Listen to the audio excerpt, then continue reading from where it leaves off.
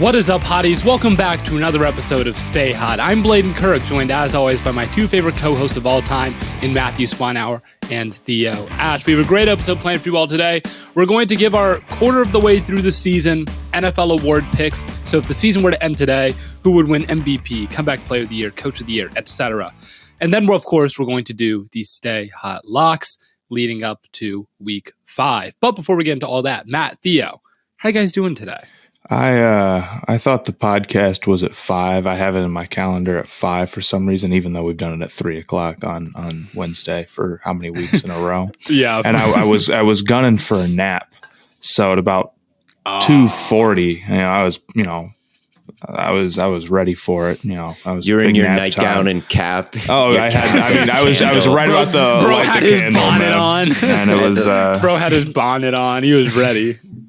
And I had that epiphany that no, I have to record here in 20 minutes. So I'm a little sleepy, but outside of that, I'm glad you had that epiphany. And I wish I had slept through it, man. Wow, Matt. I know. Matt really hates harsh. the Stay Hot. Matt hates the Stay Hot podcast. That's what we've learned here today. Well, make sure you all subscribe to the YouTube and follow us on Instagram. And of course, add us on Snapchat, Stay Hot, on all platforms, at Stay Hot BW on Instagram, Stay Hot. Just search it on Snapchat. I know you have Snapchat. Just go in there, search it. You could also find it in the link of our social bios. And of course, if you're on YouTube, if you're watching on YouTube, just hit the subscribe button, right? But if you're not watching on YouTube, go to YouTube, click the subscribe button under Stay Hot. But let's hop in. NFL awards. The way we're going to do this, we're going to do every single award, one at a time. And each of us will just list off who we have to win that award. So we're going to start with Comeback Player of the Year. This one might have some pretty big contenders. But Theo, who is your Comeback Player of the Year? To me, it's obvious. And I can't even bet on him. I can't even bet on him. He's not even in the awards. Like, he has no odds. Like on FanDuel? Yeah, you can't bet on him. He's someone who was hurt with a hand injury in Week 5 last year, missed the entire rest of the season, and is coming back this year playing like one of the best players at his position. He's a franchise left tackle, and it's Laramie Tunsil. Laramie Tunsil has been amazing this year. He has been just phenomenal. He has been shutting everyone down. He's playing angry, violent. I've loved watching him. Anytime, for whatever reason, I'm watching a Texans game, my eyes are drawn to Tunsil because he's just like playing violently. And he's like Andrew Thomas, I think, has been the best left tackle this year, but Laramie Tunsil is right there with him, in my opinion. He's been playing fantastic. And offensive linemen will never get the recognition to win this award, but there's not any players who I think fit the description of Comeback Player of the Year as well as he does right now. I mean, there's guys like Saquon who played most of last season. There's guys like Derrick Henry who played most of last season, who actually made his comeback last season. He played in the playoffs. There's guys like Baker and Jameis that you can bet on who were, just playing horribly this year. You can bet on all these players. But you can't bet on Laramie Tunsil because he's a lineman, even though of all the guys who missed significant time last year and are making their comeback this season. And it wasn't a super significant injury. He had surgery on his thumb or his hand or something. So there's that, which maybe you could dig him. He's not coming back from a Joe Burrow, Alex Smith injury. Maybe Comeback Player of the Year should be Brian Robinson because he got shot and is coming back 5 weeks later, if you want to go by that metric. But to me, the spirit of the award is who's someone who missed significant time last year, who's balling out this year. And to me, the guy who's doing that the most, more than Christian McCaffrey, more than Michael Thomas, more than any of these guys, is actually a lineman, Laramie Tunsil. That's fair. I didn't even think about Laramie Tunsil. No one does, an option man. for that. That's a very good pick. Matt? I have James Robinson. He's coming off a much harder injury to come back from. And I actually really disagree. I like the idea of offensive linemen should be able to win this award. Thumb injury, nah, man, I'm sorry. I would say that is actually not the spirit of the award at all.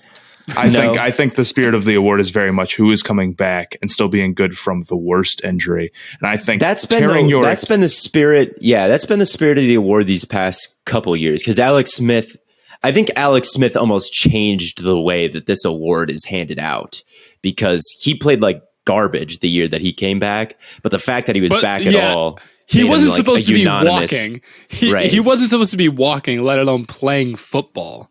Yeah, I think that's more interesting than like who is able to come back and at least like be a real NFL player from the worst injury rather than just like who happened to be injured last year, but it's like I messed up my thumb or it's like because I mean if it's not, I don't want to say it's not impressive to come back from any injury, but if it's not impressive to come back from the injury, then it's like what is the award about really? Right. Laramie Tunsil's been a good tackle. And he just continued once he was back. He continued to like everyone should have expected him to continue to be good. So I can see the logic here a little bit. Yeah, I don't think James Robinson is a bad pick at all. The problem is that Robinson did not play well last week. The week before, this was an awesome take because he was coming off this huge game. And I think what's so impressive about Robinson for me is that like there was no guarantee he gets, any sort of role in that offense back. New head coach, first round pick. It's the easiest position group to get replaced in. It's the worst, pretty much like worst injury you can possibly have. And he's still back out there and he put up just like 100 or whatever yards that week. Yeah, man, to me, but you could argue that a guy like Saquon, I think, is up there too, who has been dealing with injuries so much, it was getting to the point where I don't know if he's ever going to be the same guy, and then he very much is. So I think Saquon's another good choice, but I wanted to rep. I have Saquon with another award, so I didn't want to give him this one. I would if I didn't have him. I'm disappointed. At another place. I'm disappointed in you, Theo. You break my heart. You really do. Who said it's offensive player of the year? There's MVP, you've got to stay tuned. Which one am I giving him? Yeah, I don't know. James Robinson and Saquon were my top two for this one. I couldn't pick between the two of them, so they get to share the award because that's bogus. That's more bogus than the Laramie Tunsil answer. James, I'll give it to James Robinson. Matt put it best. Coming back from the Achilles, it's so hard. It's really so hard to do. With Travis Etienne there. I mean, I don't want to just regurgitate everything you said, Matt, but I mean, James Robinson. In the spirit of the award, I think it's the most impressive comeback. That could be true. I'll say, even what is his like touch share compared to ETN? I have no idea. I don't know, but I can say that over a 17 game pace right now, even with the disappointment last week, he's on pace for about 1,200 yards and 17 touchdowns. He's already scored 4 in 4 weeks. So he's been. It's not like that's not a absolutely crazy running back season or anything, but this is about the time that I thought he'd be coming back from the injury he suffered last year at all. I was like, what do you mean he's going to be ready week 1 preseason? That kind of took me by surprise. So yeah, I think that's a very good pick. He has 25 more carries than ETN thus far. ETN, granted, also coming off of his own injury, but still. Right. Yeah. He suffered it. ETN was supposed to be the feature back. And ETN suffered his injury a full season before James Robinson did, so he's had a lot more time to recover and has not been as productive. So I think those are all good picks. All right, that's comeback player of the year. Theo took Laramie Tunsil, Matt and there rocking James Robinson. Offensive rookie of the year. I think I kind of think this one's pretty easy. There's like maybe 2 guys you could pick for this, but there's more than 2. Well, go ahead. I think there's 2. Dameon Pierce. You got to give it to Dameon Pierce. Why? I mean, why do you have to give it to Dameon Pierce? Why do you have to give it to Dameon Pierce? He's been every bit as productive as, Theo, you were kind of the first one to hop on the Pierce train and be like, I wasn't the first one to hop on the running back. I wasn't the first one. You were one of the first. But as far as fantasy goes, of all rookie running backs, Pierce has almost twice as many carries or twice as many yards as the second leading rookie rusher. He has 313. Breece Hall has 178. And then it's like ETN. Or I don't even know why. ETN's Etienne's not a rookie. Etienne's not a rookie. Yeah, he's a Ben Simmons rookie, but he's not. He's a Ben Simmons rookie. Pacheco is kind of up there, has 140 yards, so that's kind of interesting to see. But 313 yards, averaging over 5 yards a carry, 2 touchdowns. He's been, really, really good for the Texans. One of the few bright spots on that team. So I think he would deserve it. I could see another guy getting it, but I'll see if one of you name it. Theo, who do you have? I have another tackle. I have Tyler Smith. as the best offensive rookie this year. Dallas? For Dallas. He stepped in for Tyron Smith. When Tyron Smith went down, I thought that was extremely bad for this offense. And I like Tyler Smith when I watched him on film. I actually wanted the Packers to take him because they have such a track record of developing offensive line talent, but he was really raw. And I thought it was smart of them to develop him at guard. Well, he gained some confidence to kind of hide some of that rawness. But when Tyron Smith went down, he had to bounce out to left tackle. And all of a sudden, he's just thrown directly into the fire. And he's held up very well. And it's kind of saved Dallas's season that he's been as good as he's been, especially in the run game. He is so athletic.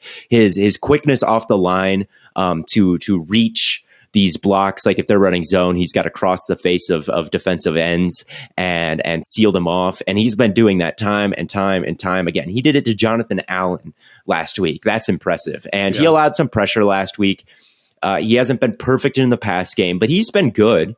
He's been solid. And I think all things considered, the fact that they had to throw him in there and he had to cover for this legend, and so many things were going wrong for the Cowboys, and for him to step at quarterback, right, for him to step up and play as well as he's played. I think that he has been the most impressive rookie to me so far.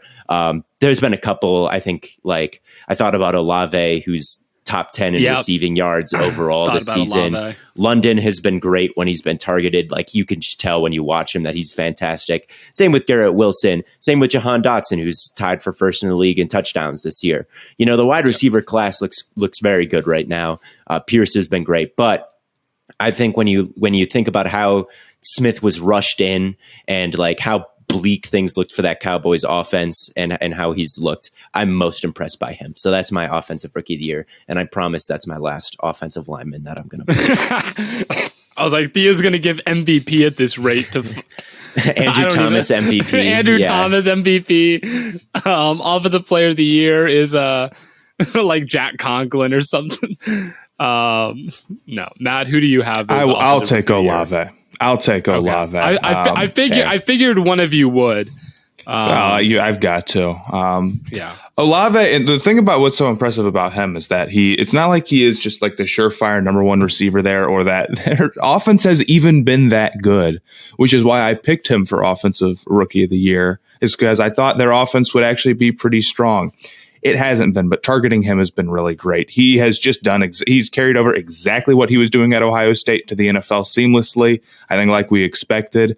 He had that great play last week to get him back in the game. He obviously went for 150. He's just a ridiculous deep threat.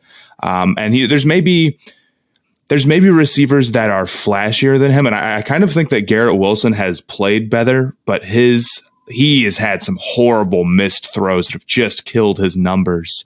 So maybe not that Wilson's played better, but I think Wilson probably has a little bit better of a shot at beating Olave out here down the stretch. But I'm going with Olave right now. He's played fantastic. Yeah, Olave. I just did my film breakdown on him, and he's just so smooth out there. He's just and that's so the thing, good.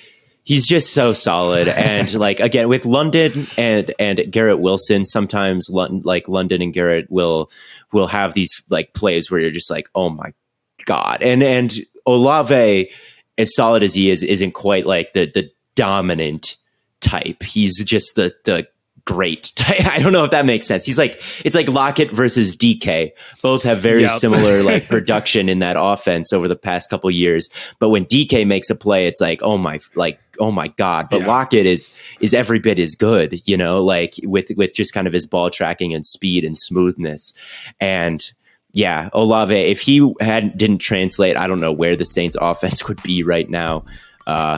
Really bad. It would certainly be in the mud. They can't run the ball, and Right. Like I said, Olave's top 10 in just yards for receivers right now, not among rookies, just among everyone. So, yeah, I think that's a very valid pick. And I've got a lot of hope for a lot of the receivers in this class, but Olave's definitely been the most productive so far. I mean, yeah, the receiving class just looks like outstanding, top to bottom. If you watch football, you need Fubo TV. Fubo TV gives you complete coverage of college and pro football with NFL Red Zone, plus games at 4K at no extra charge. Over 100 channels of live sports and entertainment for a fraction of the price of cable. Watch on all your devices and never miss a game or an episode of your favorite shows with the included cloud-based DVR. Plus, there's no contract, no commitment, and you can cancel at any time.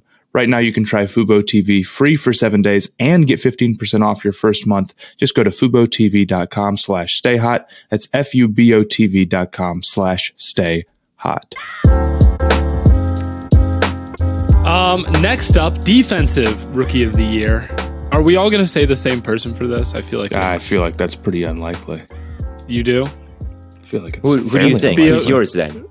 Who's yours? Sauce. Who do you think we're going to say? I'm taking Sauce. You're taking Sauce? Oh, yeah. He's been locked I guess I should have guessed I do not care about the foot on the line. He's been locked down. I'm taking Sauce. Well, I mean, yeah, if a receiver has to like toe drag, like the greatest toe drag of all time to get a touchdown on him, you could, and they still haven't been able to do it. Like, I would argue that his elite press coverage has been forcing the receivers more to the sideline than they can handle, and I will argue that very much. But outside, and it's there's so much drama over like him just keeping the no touchdown streak alive, and it's like fair enough, but teams do not throw to him nearly as much as you would expect them to for any rookie cornerback. So I've got him winning it right now. Not that I have a super strong opinion about who should win Defensive Rookie of the Year 4 weeks into the season, but I know Sauce has been playing really well, and I've watched him. So they've tried him a couple times. He had a great pass breakup on Mark Andrews.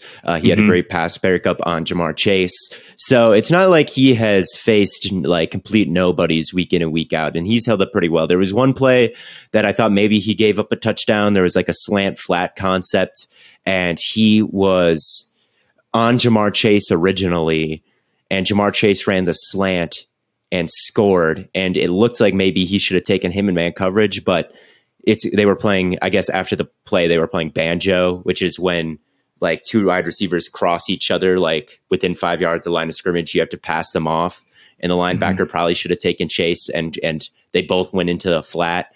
So unless he's just straight up lying in the press conference, that one maybe looked like it was on him, but perhaps was not. But yeah, he's been playing very well, about as well as you'd can expect a rookie corner to play.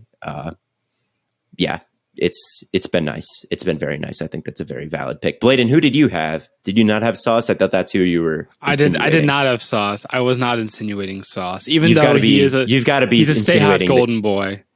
You've got to be insinuating the guy that I have then. Who is it?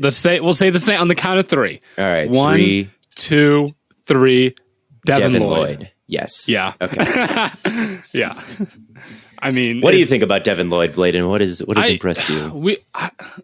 I just don't remember like coming out of college being like, oh, this guy's going to be like this is almost like Micah Parsons last year. Micah Parsons, I wasn't super high on coming out of the draft.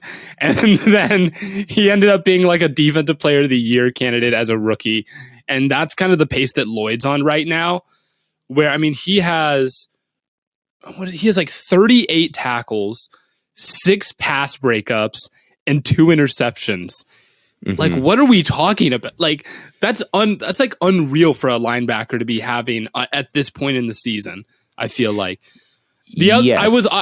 I considered Tariq Woolen, right? But then I'm like, he also kind of has the low expectation thing going for him, where like he has 2 interceptions, and one was a pick 6, and he's been like solid, but Devin Lloyd's kind of been head and shoulders above. Why didn't you like him coming out of college? Because I agree, but I'm wondering what problems you had with his game.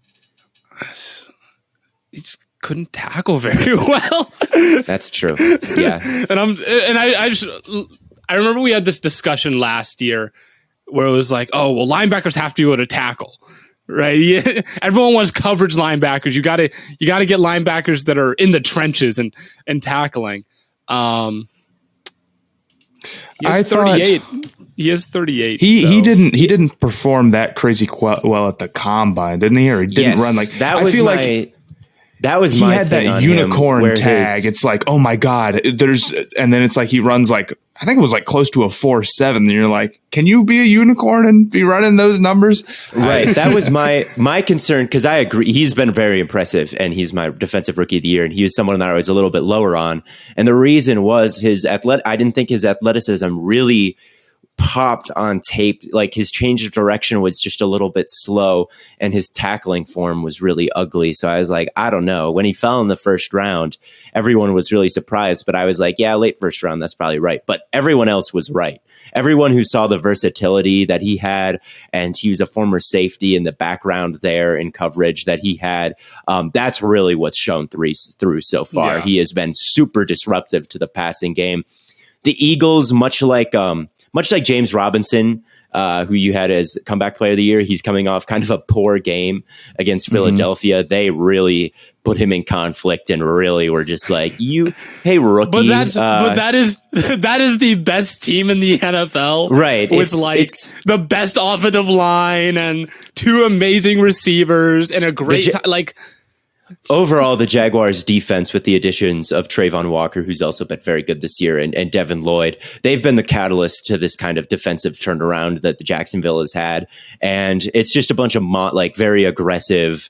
And Lloyd, I don't think is like change of direction is crazy great, but his body type is crazy. Like, he's tall, he's got these really long arms. 6'3", 240. Yeah.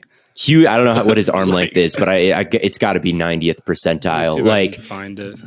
And he hasn't been like, I don't think an edge. People were like, oh, he can rush a little bit off the edge, was another thing that people liked about his college film. And he hasn't been an edge rusher for them. But he can do it a little bit. And he's just like the Jaguars, like, their versatility up front. They just have all these different kinds of defensive fronts. Anyone can play anywhere. And outside of the Eagles game, where they were kind of put in hell a little bit, especially in the second half, the defense has been one of the top ones in the league, even still. So I give it to Lloyd. Just because of the production and the versatility that he has and what he allows them to do in that front seven and 33-inch arms. Yeah, what's the percentile there? I do not know. Let me see if I can find. At any rate, I remember looking at his arms and being like, those are pretty profile long. 97th percentile wingspan is what he's got. 94th percentile arm length. He did a good job there. His 40 time was 4.66, so nothing too crazy there. But overall he did perform decently well at the rest of the combine. So maybe I overrated that a little bit. But anyway, it's easy to be a sucker with the 40 times, man. With the 40 times, especially when it kind of backed up what I saw on tape. And I don't think he ran the agility drills. And I was like, I thought he would do a really bad job if he did, but it doesn't matter. Clearly he's doing well so far. Right. Yeah. Pretty good. Yeah. Good at football. Doesn't matter. Right. All right. So that's defensive rookie of the year.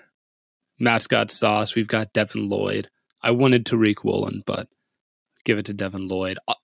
We'll go defensive player of the year then. So which one? Defensive rookie of the year. We'll go defensive player of the year next. Theo, or actually, no, we'll do Matt again. Matt. Okay. I have Bosa. I don't think I think it's pretty tough right now through 4 weeks to pick against. I mean, he leads the NFL in pressures and sacks. He's coming off a game where he had 14 pressures, which is hilarious, dude. I glanced at that. I'm like, that must be his season total. Certainly. No. Certainly. And granted, maybe his numbers are being inflated by this one absolutely ridiculous 14 pressure game. But Bosa was a top 5 in a defensive player, probably his first season in the NFL, or at least top 10. Or like he is part of this a tier 1 of edge rusher. The number of moves he has and just like his power and agility combination is just so difficult for people to deal with. As long as I've known him, Joey Bosa and Nick Bosa have been unbelievable. And this defensive line that lost a little bit of juice is still just as good, and Bosa's as good as ever. Yeah, he's the best player on the best defense. He leads the league in sacks and pressures, and I believe he leads the league in double team rate. If you look at the chart, there's a lot of chip help that gets sent his way. Yeah, it's kind of hard to. Bladen, do you have Nick Bosa? No, he doesn't. So I feel like it's tough to argue anyone else. Like when you look at the production he's had and you look at the defense that he's a part of, it's the best player on the best defense with the best production. Simple as that. He's been the defensive player of the year through the first 4 weeks. I soft launched Nick Bosa best edge rusher in football. I never made that video or gave that take. I was a coward, and I still like Myles Garrett and TJ Watt I had ahead of him. But he really is like as good as Parsons, as good as Garrett, as good as like he's in that tier with them, and he's just a monster. When I was making my season predictions, I didn't pick Bosa over Garrett or whoever because I didn't want to have too many Ohio State players, and I didn't want to get the hate for that. But Bosa is definitely one of these tier 1 guys, and like you said, just the production is. He is. Yeah, he's great. He's been a monster. But Bladen, who is your defensive player of the year? It pains me to say it. It really does. As a Browns fan, I don't even know if I can muster up the stomach to say his name, but Minkah Fitzpatrick has been an absolute freak. And maybe it's, kind of a first 2 game merchant, but the pick 6, and I think he has 3 interceptions thus far on the season.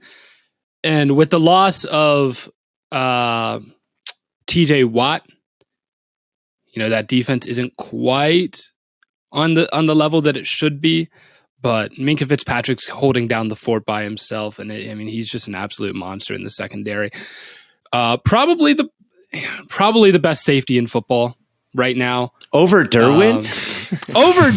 This guy hates Derwin James, man. Over Derwin? I might agree, though. Minka's so damn good. He's just so hard to throw against, and I think about like Jordan Poyer's a great safety, and I would take like Minkah Fitzpatrick as a lone safety. I'd rather have Minkah Fitzpatrick. He can just do so much. He can fly all over the field. The athleticism is off the charts. He's just a monster. He's coming off a great game against the Jets. It wasn't just the first game. The game against the Bengals. That was like. I was like, shit, man, he might be the MVP after that game. Yeah, he's been incredible. Targeting him, looking at the EPA per target for the safeties, which is extremely dicey as a stat, since safety play is it's very hard to quantify exactly when they're targeted versus because they're almost it's never a lot playing of man. Yeah, right. It's a lot of zone coverage, but from the numbers I'm looking at, targeting, he has the lowest EPA when targeted of any safety this year at -14. So I buy it. Yeah, I buy it too. I don't think he's it's allowed a bad completion pick. percentage of his completion percentage allowed is 55. I thought you might say. I thought you were going to say Surtain, by the way. Surtain was number 3. It was Minkah, Bosa, Surtain. But Surtain, if you want to hear a spiel about Surtain has allowed literally 4 yards per target at corner.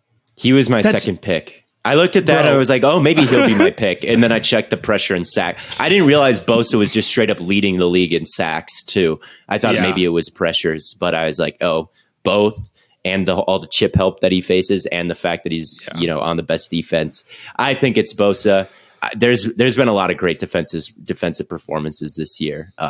Frankie Louvu, Fanga. If I could get away with picking Luvu, I would. I think you can. I think you can. You can't quite do it. He's been fantastic though, and he is Yes. he should at least make a Pro Bowl or be in All Pro talks or something. He deserves something for the season he's having right now. He does. Yes. Yeah, Patrick Surtain does have a little bit of his numbers were looking a lot better before the Raiders game because Devontae did have over 100 yards. I think he had 9 catches. So that he made a couple catches on Surtain, but Surtain had perfect coverage. That's what I'm saying. It just it just ruined the stat for him because last week I probably would have said Surtain because his completion percentage allowed was 38. I think last week helped. I think last week helped his case. I think he played amazing last week. On film, yes, but on the stat sheet, people are going to pay attention more to the stat sheet when giving awards. So that's how I'm trying to I feel like maybe those are gonna. No one's gonna be the corner that never got targeted is winning Defensive Player of the Year. It just doesn't. It doesn't happen. Yeah. Surtain's up there too, and Micah Parsons is up there, and even Max Crosby has been balling out.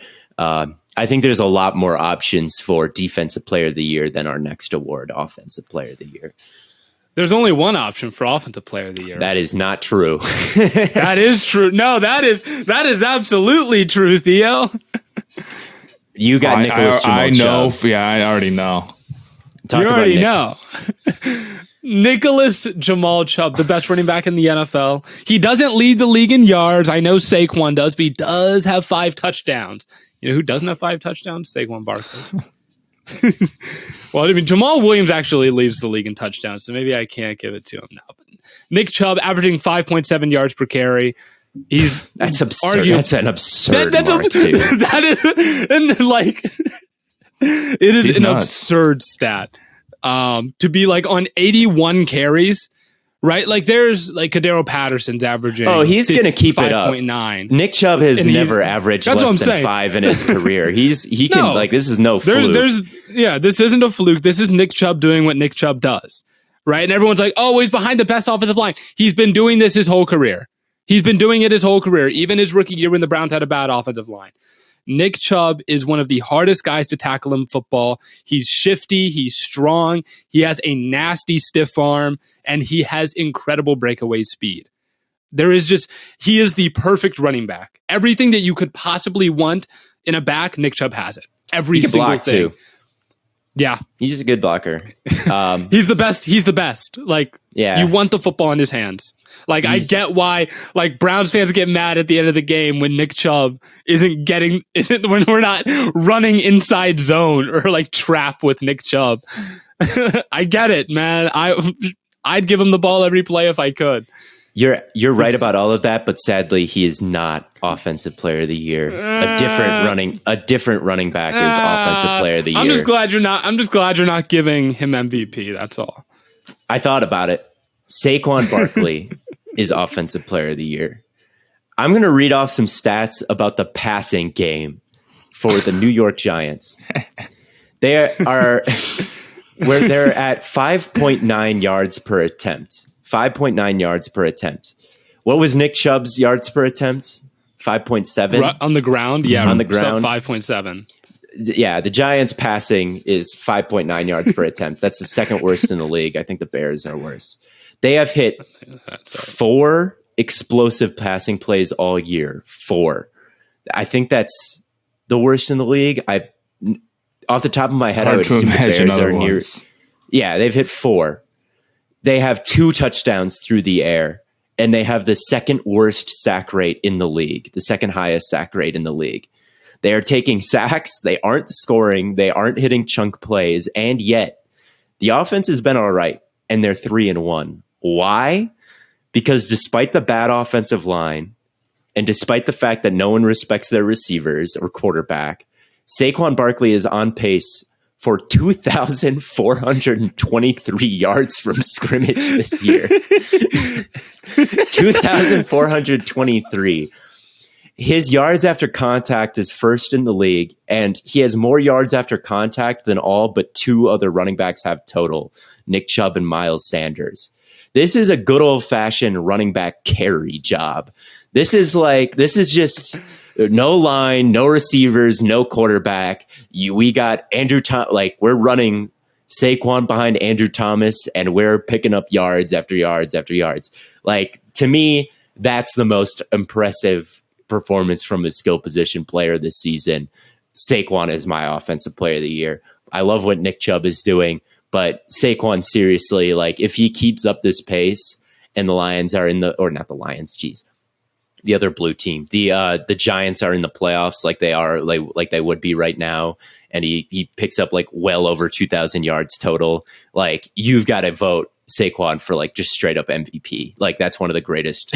Yeah, it's one of the greatest. Like, I agree with you there. Running back seasons.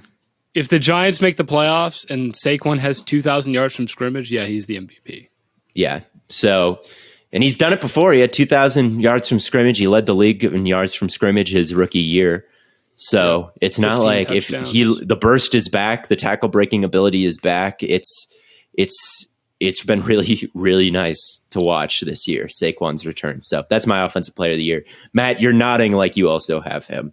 I also have Saquon Barkley for very similar reasons. Yeah. I'm sorry, Bladen. He's just Nick Chubb getting carried by a good offensive line. Hate to say it. He's not good, man. Carried. Getting carried. Never in my life has Nick Chubb would be Trent Richardson behind that Giants offensive line, I fear. Pretty much. Slow plotting. No break. Plotting, I agree. Yeah. No, Nick, watch 2018 Nick Chubb. We're not going back 5 years for offensive player of the year. I'm just saying, I've seen Nick Chubb behind a bad offensive line, and he ran for like 100+ yards on 3 carries against the Raiders. So I do remember that game. Anyway, I don't think he's a bad pick, and in a year where Saquon wasn't doing this, I think it would be an easy pick for Chubb. But sadly, Saquon is doing this, so it's got to be him. Well, whatever. Who's the MVP? I fear. Who is the MVP? Matt, tell us who the MVP is. Who's the MVP? It's still Patrick Mahomes, I'm afraid. He's still the most valuable. He's still the most valuable player in the NFL. From what I saw the other night, against Tampa, maybe you could argue that through the first 4 weeks, Josh Allen has been slightly more valuable, and maybe Allen is the pick because that running game is so rough. But to me, would I go watch Mahomes do so consistently? I think he's still the best quarterback in the NFL. I think he had a pretty major change to his offense, and he still looks like the best quarterback in the NFL. So I'm taking him. Mm-hmm. Yeah, he's still first in the league in EPA per play by like a decent margin at this point. In a year where a lot of elite quarterbacks around the league are sort of having down or inconsistent years, Mahomes, as per usual, is lighting the world on fire from a statistical standpoint and from an eye test standpoint. I saw. It doesn't matter. Like, it's not like, he's not like Geno being number 2 in EPA or play or whatever, where you're like, hey, I don't know about that. No, it's Mahomes. You're like, Jesus Christ, that was an amazing throw, like a couple times per game. Yeah, I don't think it's a bad pick. My pick is Allen, just because of the rushing attack. They have a bottom 5 rushing attack. I think they have the worst rushing attack when handing it off, because Josh Allen leads the league in rushing EPA right now. Does he? All right, fair enough. That's pretty funny. He's picked up 15 first downs on 30 rushing attempts. The other Bills have picked up 13 first downs on 63 carries. He's their best.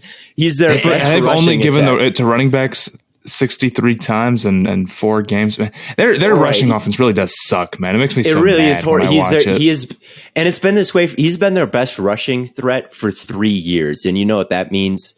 He's due.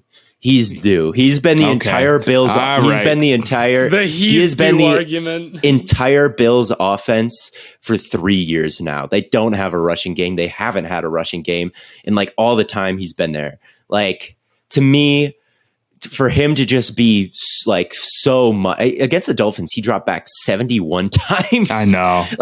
He he is everything, and they still have an elite offense. So to me, he's the most valuable.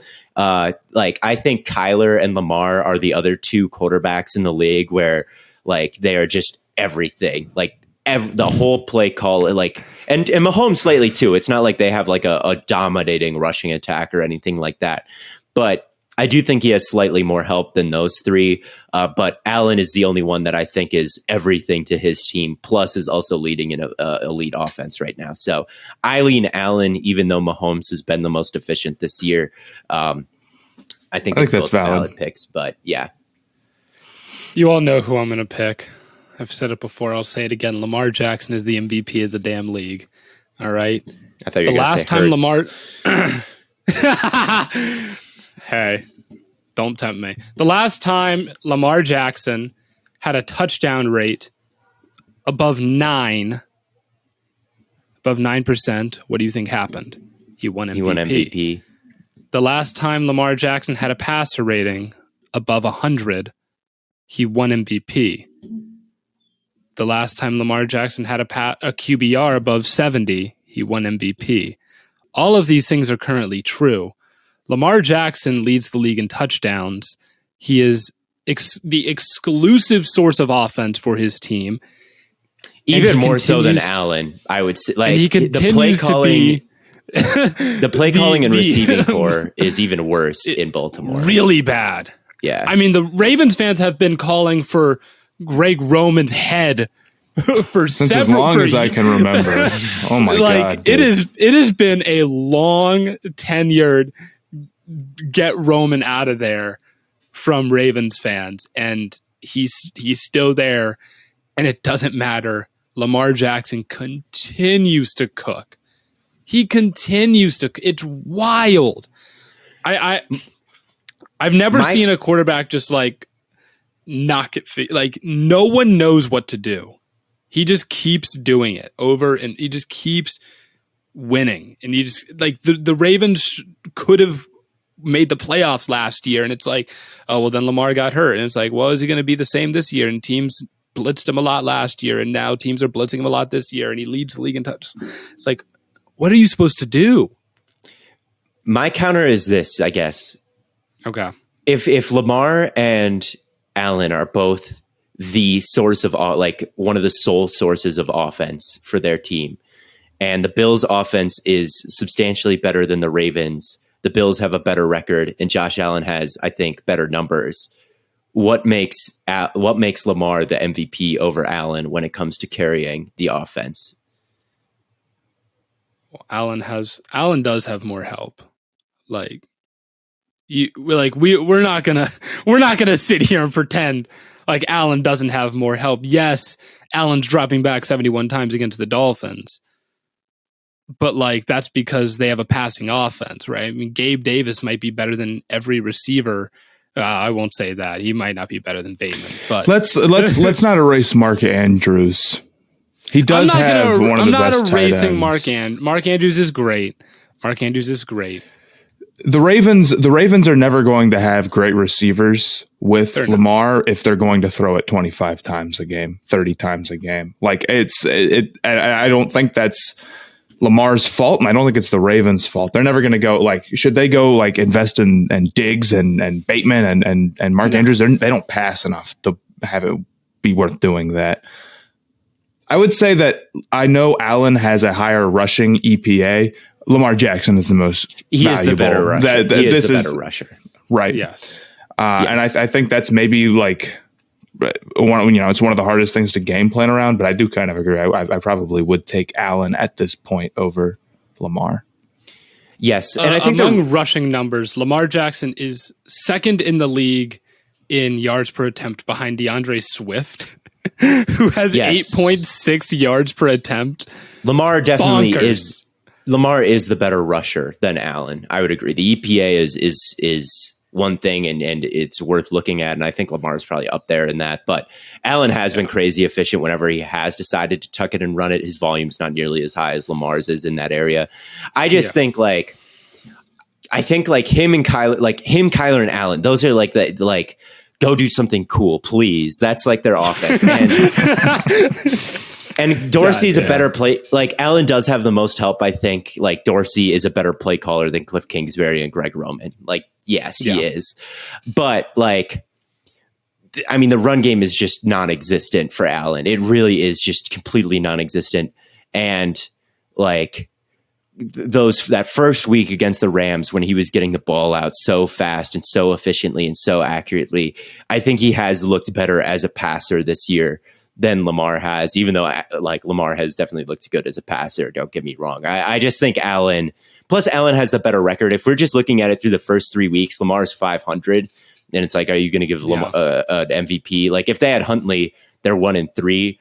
If they have Lamar, they're 2-2. They beat the Jets week 1 with Huntley, maybe, and with Lamar, they're 2-2. Maybe. So it's like how many wins? But if the Browns Josh Allen, and Steelers lost to the Jets with quarter of the way through this the year, this is a really tough. It's a little small bit tough to say size. that. But like the Bills without Allen, like it would be. I mean, I don't know what this offense would do. I kind of don't. I have no idea what they would do. I wonder. I don't know how good the Ravens' rushing attack would be without Lamar. Not as good.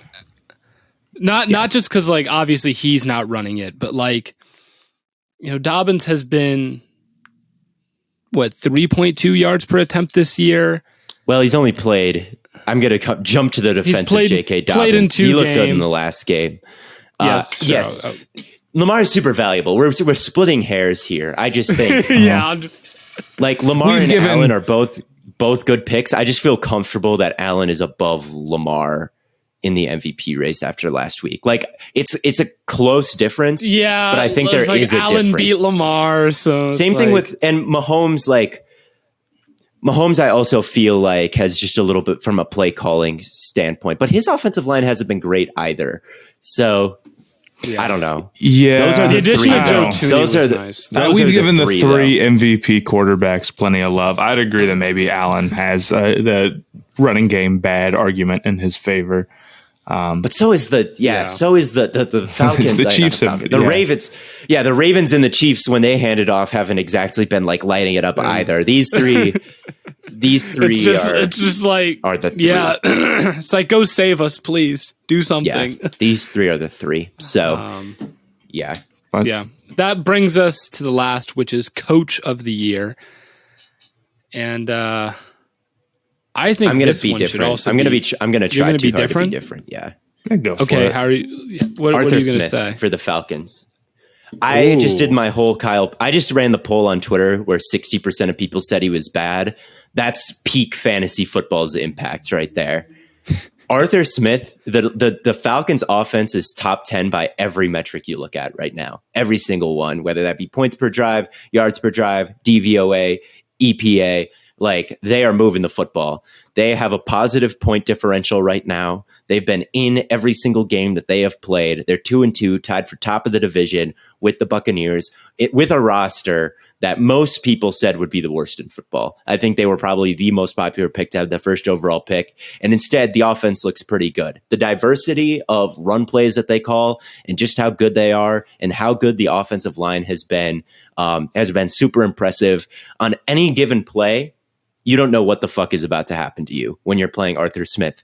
Like Kyle Pitts, like you may say, oh, he's not getting the ball, but like, you got to think that he might, he's crazy good.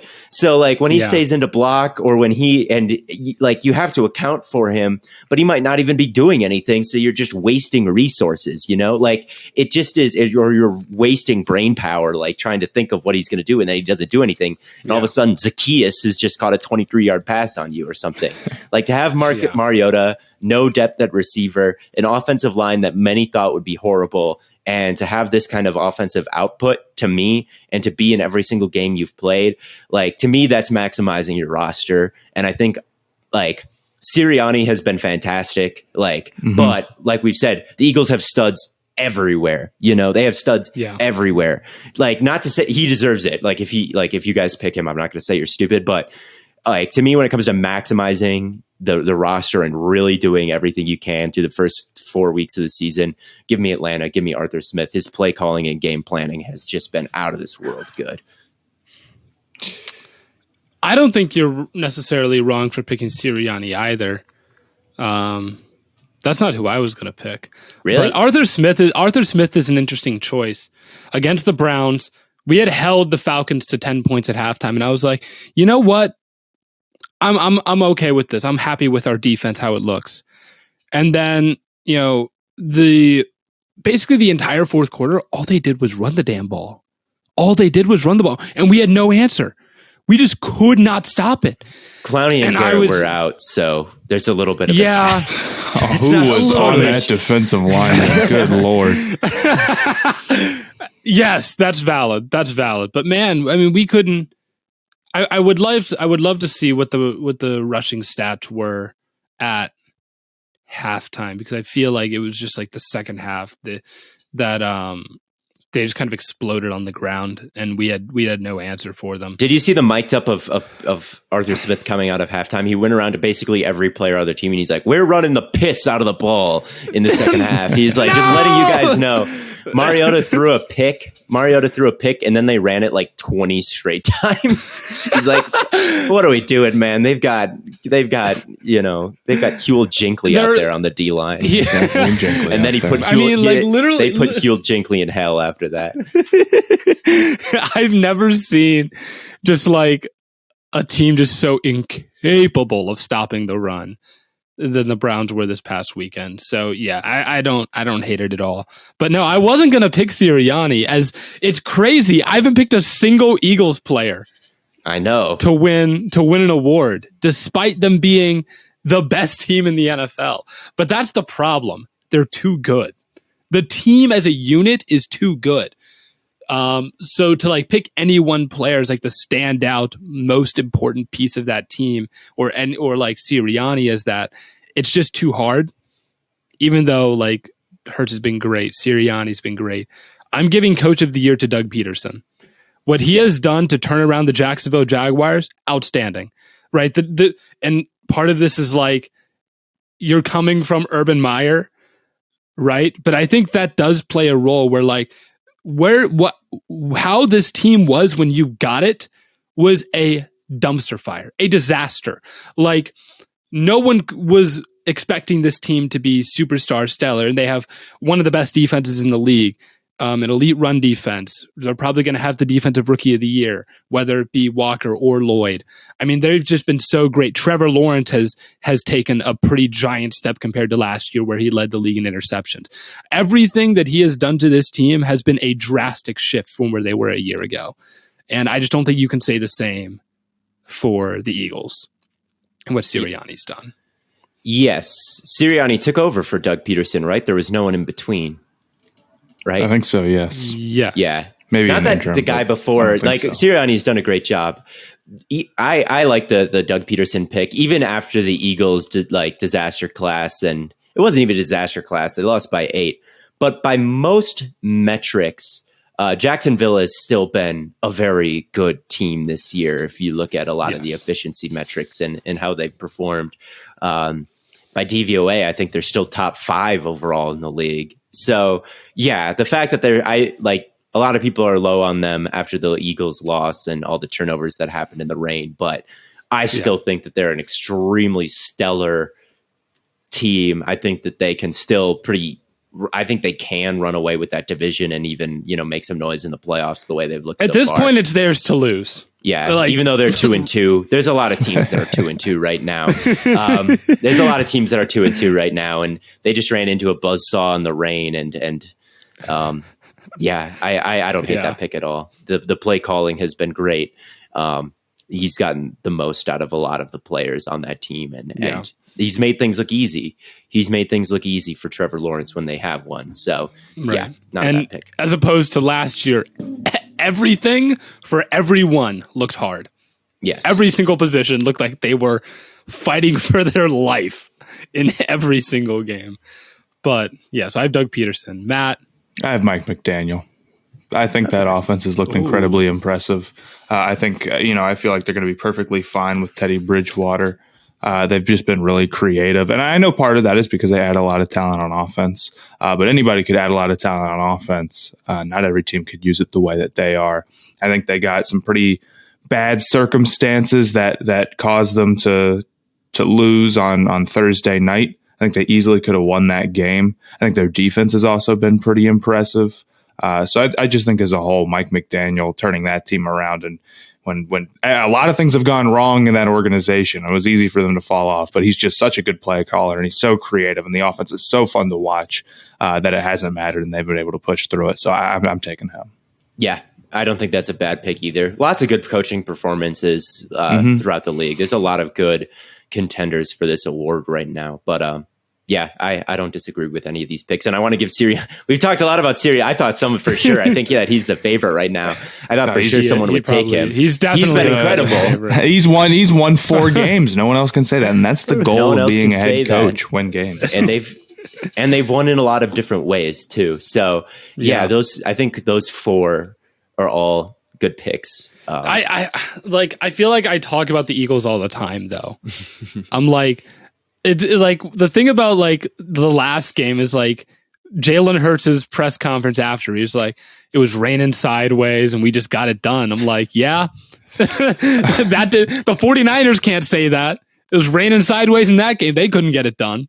Lost to the Bears, right? But the Eagles they're just so damn good top to bottom. Nico just posted his quarter season award predictions as we were recording this. He? Yeah, do you as an honorary member. Yeah, I'm actually looking at the same thing right now. All right, MVP is Patrick Mahomes. Good pick. All right. Offensive player of the year is Tyreek Hill. Yeah, Saquon better, sadly. Saquon better. Little biased. Nico and I both made the slightly biased pick. I can't hate him for that. He's got defensive player of the year, Nick Bosa. Right. Okay. Offensive rookie of the year, Chris Olave. Right. Okay. Defensive rookie of the year, Sauce Gardner. God bless him. Coach of the year, Doug Peterson. That's a pretty valid same list. Wavelength, Nico. Same wavelength. Hill is the only guy he said that we haven't mentioned, and I believe is Hill leading the league in receiving yards right now. He may He's be. been pretty. I think he is. Check. He's been pretty dynamic. I just don't think he's pretty. He's been pretty damn good. I just don't think that any other offensive skill position players put the team on their back like Saquon has. He is 70 yards above the next closest receiver. Yeah, okay. I can't be. That's a pretty good pick. He's pretty darn good too. Okay. 11 yards per target. Yeah. He's been amazing. He's the best receiver in the league. I've said it and everybody's like, oh, he's just fast. You can't say that. Devontae's so much. The only receivers, there are only 2 receivers with above 300 yards that have. So there are 13 receivers with at least 300 yards. Only 2 of them have 11 yards per target. One almost has 11 yards. The one it's got to be Waddle. Is it Waddle and Hill? Waddle almost has. Waddle's close. Waddle has 10.9. Hill has 11 yards per target. The other is T. Higgins. Okay. Yeah. Hill's been phenomenal. I remember in my lists, my top like running back and wide receiver list, I had Nick Chubb as the number 1 running back. How can you put him over Taylor? How can you put him over Henry? I had Hill as number 1 receiver. Oh, how could you put him over Adams? This is how they're talented. This is how they've got the deepest bag. I'm sorry.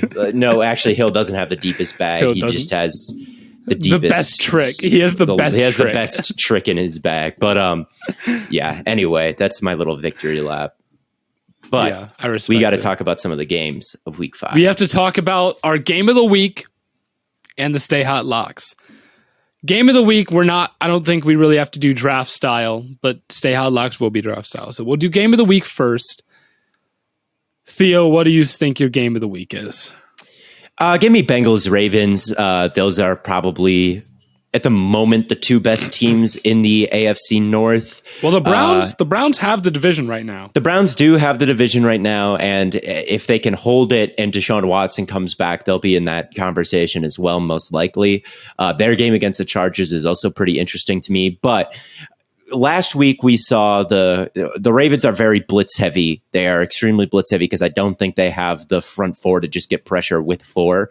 And that's just kind of their identity and always has been, going from Wink Martindale to the defensive coordinator they have now. They're just a team that likes to blitz. That is the same problem that the Bengals faced last year or last week against Miami. We were wondering if Miami was going to utilize that man coverage and utilize those blitzes against Joe Burrow and all these wide receivers. Miami did. It held up for a lot of the game, but it ended up burning them in the end, and they lost. So I am curious to see if I think the Ravens will continue to blitz. I think the Bengals offense will continue to be able to beat that, but it wasn't always pretty last week. It's kind of the battle between two bad play callers and good offensive and good players, and really the only good player on the Ravens is like Lamar Jackson right now. Yeah. We might be getting Ronnie Stanley back though. I'll be interested to see how he looks against Trey Hendrickson. I'll be interested to see the Burrow versus Lamar matchup. Obviously, this was a matchup that the Bengals just killed last year because like Burrow threw for like 1,000 yards in 2 games against Baltimore last year. But they are a little bit healthier. They have a new defensive coordinator.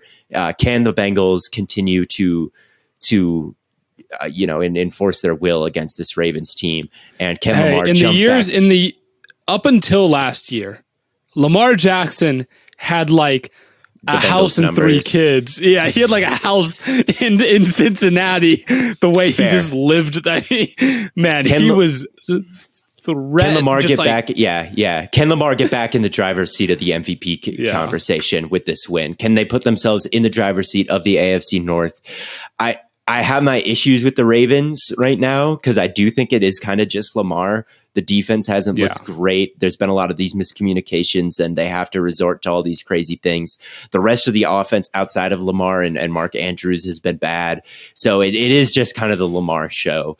And it's and on the Bengals side, it's kind of the Burrow show because of the play calling and the running game not being able to get going. So it's a fascinating matchup to me. I think it has heavy implications for the playoffs and the MVP considerations and narratives and all that. So that's my game of the week. Fair enough. Matt, are you taking Panthers, 49ers? Yes, that's the game I'm the most interested to watch. is Baker Mayfield against Nick Bosa? I want to see how bad that goes. I really do. I can't imagine a worse Rules offense. Last game. Rules Matt Rule's last game. Gonna take go to the game. It's in Charlotte. I live in Cincinnati, so it doesn't do me much good. But we'll get some plane tickets. We'll go to Charlotte. We'll have a big sign that says "Rules Last Game." Maybe that's what we do. I don't know. A lot of these games don't look that crazy great to me. I think. Yeah, Bengals, Baltimore looks good. Dallas, Rams will be interesting. Maybe if Dak was playing in that one. But the Rams have looked really terrible. Seattle, Saints. I mean, either Seattle's going to have, I think Seattle wins that game. So I think the Saints move to 1-4 and Seattle's has a winning record. There's a few ones I'm interested here in, but Bengals, Ravens is probably the big one.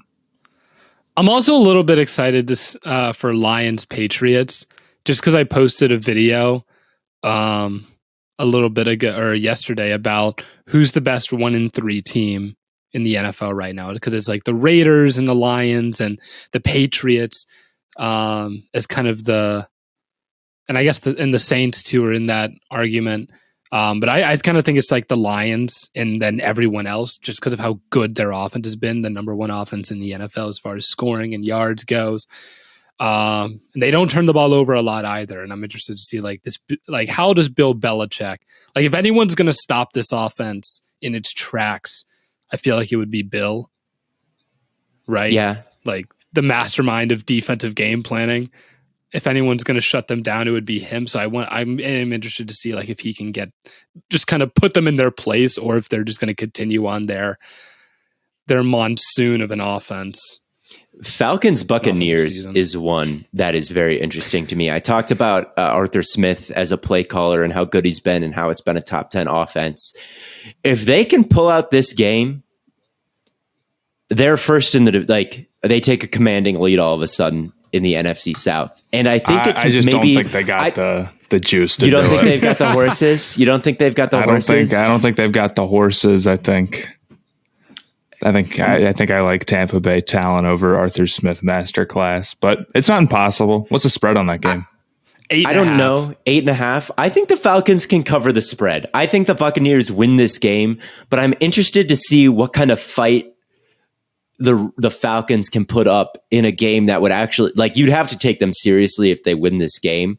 Oh, you know, this is one of the biggest games of the year for them, if not the biggest game of the year. So there's a chance I think the Falcons and that offense make a bit of a statement that we have to take Arthur Smith seriously. And all of a sudden that 40%, 60% split on if he's a good head coach completely gets flipped on its head. I think that's there's a good point. All right, I'll give you that. I think there's a world where win, though. I think so too, but everyone is just sleeping on Smith right now, on Arthur Smith in the offense right now. No one is taking it seriously. They're all just mad because Pitts isn't getting the ball. But I think they can make a statement and at least keep it close and be like, oh, wow, they really can scheme up. But you've also got Mariota versus like the greatest blitzing court like mind in the league. Arthur Smith versus, that's actually crazy. Arthur Smith versus Todd Bowles are literally like two crazy mad scientists going against each other. It's the most like play action heavy, like crazy run game offense in the league versus the most like blitz happy, like crazy out of this world designed like pressure looks. It's just going to be, every play is going to look weird as shit. And I can't wait to go and watch this one on the All 22 because every play that's Atlanta offense versus Tampa Bay defense is just going to look so much shit is going to be happening. There's going to be so much like pre-snap movement. It's going to be like motion. It's going to be motion, play action, rollout versus the Vea's dropping into coverage versus Jamel Dean blitzing. It's going to be like, what is going on?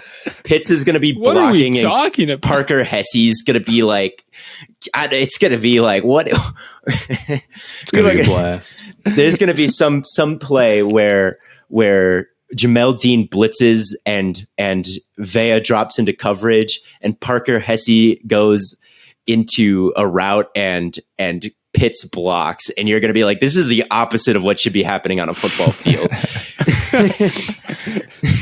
Nothing's going to make sense. Nothing's going to make any sense. Time to do the Stay Hot Locks. That's what it's time for. And for those that are new, the Stay Hot Locks are basically this. Every single week, you get to pick as many teams as you want that you think are guarantees to win. If you are right, you get a point for every single team that you said would win. If you are wrong and that team loses, well, then you get no points for that week. So if you pick 5 teams to win, if one of them loses, you get 0 points. If one of them ties, Bo, you get the rest of the points if they win. But you don't get. It counts as just a scratch. It counts as a nothing. It's as if you never locked it at all. I was thinking about that during the Patriots Packers game last week. Matt, you had that locked. I was going to be pissed. It was your only lock. Yeah, it's just. So, but we all locked one team. Matt and Theo both came out with their locks winning. So Theo has 2 points. Matt has 1 point. The Lions I locked last week. They could not get it done against the Seahawks. So I still have 4, but I still have the lead. So Matt, you still have the first pick. Theo, you have the second pick. And then I will have the third pick. We do it draft style so that none of us end up just picking the same teams. So Matt, to make it with more the first pick. Bills over Steelers. It's a 14-point spread. It's a 14. Yeah. I mean, seeing a double-digit point spread, a 2-score spread is pretty rare. And I think the Steelers' defense can give the Bills, the what's to. But dude, like, if Kenny Pickett comes out in his first start and beats Josh Allen, I don't know what to tell you, man. We might have to update the rookie of the year. Right. It's just It's just a tough situation. I think the Bills defense is still very good, and I think the Steelers offense is still very bad. I think if Kenny Pickett comes out with the same mindset that I'm going to go test, I'm going to be super aggressive, I think he's going to turn the ball over a lot. I don't necessarily disagree with that, but I'm not the biggest Pickett believer, and I do believe that, Josh Allen is him. So not to all I'm saying is Jordan Poyer leads the league in interceptions right now. He might be growing that lead after this game. Right. It's just It's just an awfully tough ask. We're talking about a team that's been labeled as unbeatable, even though they have lost a game. Yeah. Versus a Steelers team that's lost their best player and is now starting a rookie quarterback. I don't think I have to explain it too much. I'm going. No. Yeah. Bills over Steelers. I'm going to go with the Jaguars. I think that Jacksonville over, like, the Texans don't look very good. They don't look like they have much juice anywhere. Not a lot of bright spots. I do think that the Jaguars are better than they looked last week. And really, they were in that game for much of it against Philadelphia, even though there were all those fumbles. Lawrence is going to look a lot better than he did last week. I think they can get back on track. Davis Mills is one of the worst, if not the worst, quarterbacks in the league against the blitz. And the Jaguars do like to dial up a lot of different exotic looks and bring pressure. So I don't know if Davis Mills is going to be the one to solve this. And I think the Jacksonville Jaguars are one of the league's better teams. And sadly, the Texans are one of the worst. And that's okay. The Texans just traded away Deshaun Watson. They have plenty of first-round picks. They have plenty of cap room. It's okay that they suck, but these are two teams in very different tiers. And give me the Jaguars. Yeah, the pain of me of always having the last pick is that Theo and Matt always end up taking the teams that I want to lock. The good ones. I really want. Yeah, always get the best locks.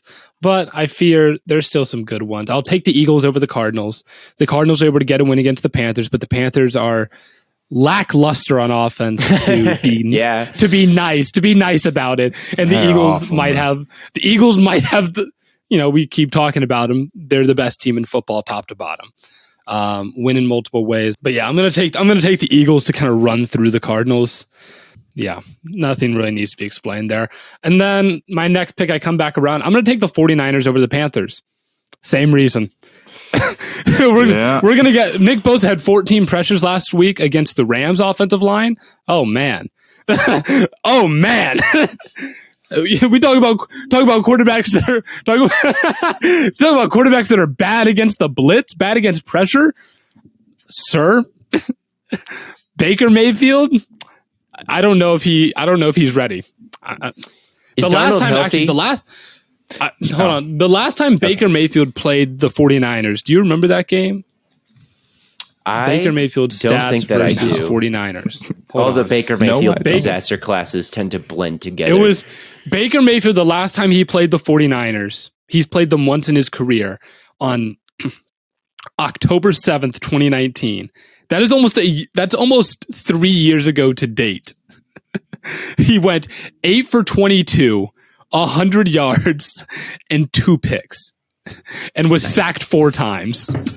Nice. 3 years ago. I don't know if that.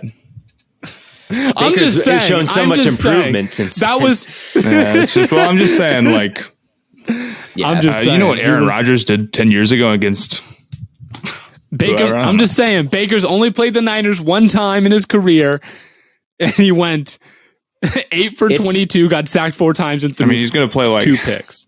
It's not crazy I to can think imagine that it's going to be again. That might be the exact same stat line to a T. I'm going to take the Chiefs over the Raiders. I don't think they're a team that is going to go into Kansas City and beat Mahomes and the Chiefs. I just don't think they have the defense for it. Max Crosby's going to get his, but the rest of the secondary, like even last week, like Russell Wilson was able to get right a little bit, and the Chiefs defense has been playing pretty well. I don't think that Josh Jacobs is just going to run them all over Nick Bolton and company. So I think that the Chiefs on Monday night can win at home against the 1-3 Raiders. I feel pretty confident about that. They've really had the Raiders number, and I get it's a new coaching staff, and I get it's a new kind of a lot of new pieces in Las Vegas right now. But it's the Chiefs versus the Raiders, man. You just pick the Chiefs in that matchup.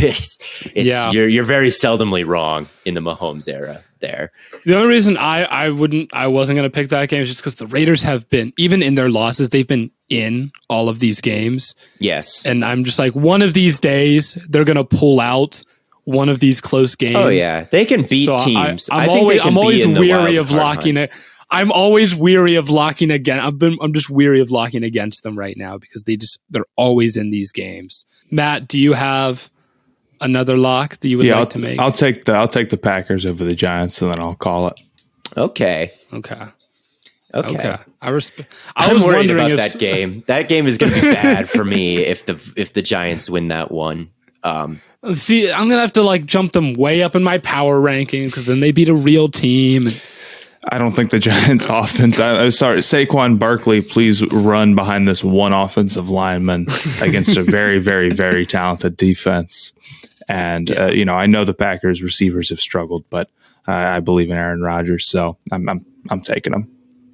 I'll say I think the Packers are going to win this game too. I will say their run defense has not been amazing, and that's the best part of this Giants team. So there is kind of a strength on strength thing here. They're playing in London, where Green Bay has never played before. Oh, really? I thought it was a home game for some reason. I'll keep it though. It's labeled as a home game because they have to label someone as a home game, but it is the early morning London game. I think the average person, it seems. It's just tough to win games when you have one of the worst passing offenses of the decade through 4 weeks, which is what the Bears are putting forward right now. The Vikings, they've been in some close ones. They almost lost to the 1-3 Lions. They almost lost to the 1-3 Saints. They haven't exactly looked like a juggernaut. And historically, it's a team that's struggled with the Bears a little bit. So, I could see that one screwing me up, but at the end of the day, I do feel pretty confident that they'll win. Confident enough where I think it's worth a chance. So, yeah, that's my last pick, and then I think that I'm done. All right, I'm gonna lock an underdog. I think that's this is risky. This is risky, but I'm gonna lock the Dallas Cowboys over the LA Rams. I don't hate that at all. I'm gonna lock the Dallas Cowboys over the Rams. Parsons and D-Law versus that offensive line. Yes, is a mismatch. It's a recipe for disaster in LA. And they just are the Cowboys actually underdogs? They're 5.5 point underdogs. That cannot be true. Okay. I'm looking at it right now. Like, wow. It's literally only because Cooper Rush is the QB. But they're undefeated with Cooper Rush right now.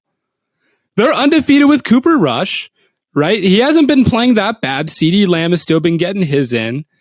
The offense hasn't looked completely inept, right? We thought it might. And the defense has been really good. Trayvon Diggs has been excellent this year. Micah Parsons has obviously been great. That's a really good defense with the addition Anthony Barr. Donovan Wilson, shout out him. I think I'm going to pick the Dallas Cowboys to win that game. I think it's I don't hate it. I honestly do not hate it. I feel really scared for the Rams. They just don't have the explosives on offense. And if they had if they had Odell, maybe I wouldn't do this because then I'm like, okay, well now they have a true deep threat. But the Cowboys can really just keep everything in front of them and they'll be okay with that. But yeah, that'll be my last. I think you just talked to your dog there. I don't think you're muted. But yeah, I'll lock the Cowboys, and that'll be my last lock. So I'm taking the Eagles, 49ers, and Cowboys. All NFC teams this week. But yeah. So I think that pretty much wraps things up. Unless, Matt, did you have another? I don't have another lock. No. We've gone through half the games at this point, more than half the games. So I think it'd be pretty tough too. Yeah, it would be. Yeah. But that pretty much wraps things up. Tons of content coming away on all platforms. Make sure you check out Theo's All 22.